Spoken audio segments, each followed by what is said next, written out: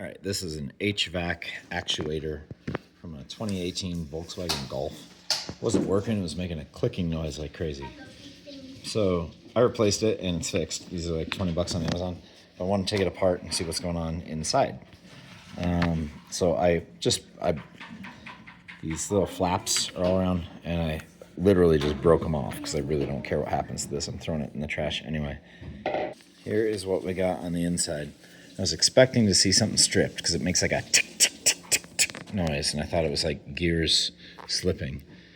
But I'm not yet seeing anything that's a problem. It's just going to try to spin these. Maybe that is it. Look, it's not catching. I don't know. I guess I don't know what's actually making the noise. So obviously I keep turning the camera off, but I suspect this one actually spins. And you can see it's making the others spin.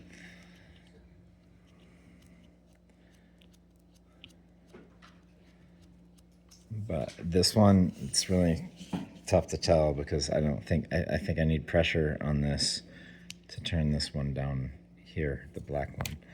That's like right there. So I don't really know the point of this video. I just wanted to kind of see if I could prove out what's making the click noise. But it looks like I don't think anything at a glance looks stripped.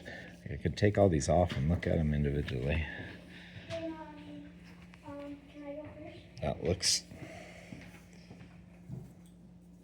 Nothing there looks stripped. I don't think the upper cog is. That looks good. This one here also looks pretty good. So, oh, well, it's this black one down below though. Is that what's stripped? So you put cards in here? See, these all stick out quite a ways. And these just have some grease on them. I don't know. They don't...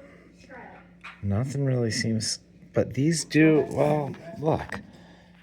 I don't know if you can tell. These look more pointed. And these don't. It just happens that there's grease. These look a lot thicker than these over here. That's my guess. I'm guessing this cog is stripped. That's my guess. I don't know.